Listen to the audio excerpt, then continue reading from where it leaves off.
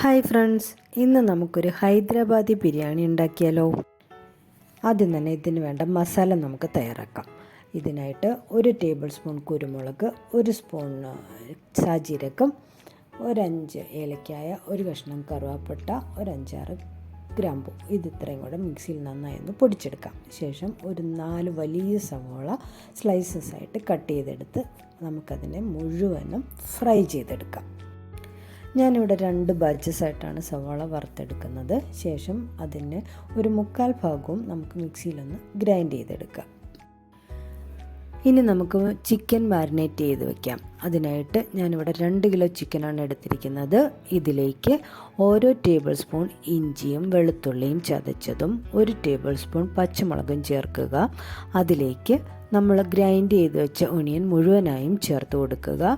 ശേഷം 1/2 ടീസ്പൂൺ മഞ്ഞൾപ്പൊടിയും 2 table spoon മുളക് പൊടിയും 1 നാരങ്ങയുടെ നീരും പിന്നെ നമ്മൾ പൊടിച്ചു വെച്ച മസാല 1 ടേബിൾ സ്പൂൺ ബാക്കി മുഴുവനും ഇതിലേക്ക് ചേർത്ത് കൊടുക്കുക.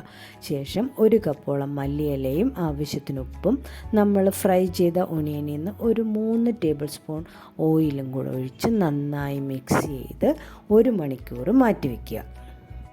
ഈ സമയത്ത് നമുക്ക് റൈസ് റെഡിയാക്കാം. ഞാനിവിടെ 4 ഗ്ലാസ് ജീരകശാല റൈസാണ് എടുത്തിരിക്കുന്നത്.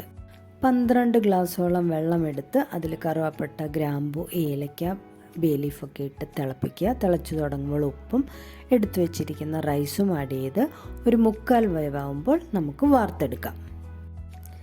ഇനി നമുക്ക് ബിരിയാണിയിലേക്ക് ആവശ്യമായ കിസ്മിസും കാഷ്നട്ടും ഫ്രൈ ചെയ്തെടുത്ത് മാറ്റി വയ്ക്കാം. ശേഷം ഒരു റൈത്തയും റെഡിയാക്കി വയ്ക്കാം.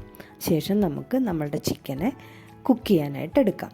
വേറെ ഒന്നും ചേർക്കേണ്ടത് ആവശ്യമില്ല. നേരെ ചിക്കനെ അതേപോലെ കുക്ക് ചെയ്യുക. അതൊരു സെമി ഗ്രേവി ആകുന്നത് വരെ കുക്ക് ചെയ്തെടുക്കുക. ശേഷം നമുക്ക് ദമ്മിടാം. തവയിലേക്ക് 1 ടേബിൾ സ്പൂൺ നെയ്യ് ഒഴിച്ചതിന് ശേഷം ഫസ്റ്റ് ലെയർ റൈസ് ഇട്ട് കൊടുക്കാം.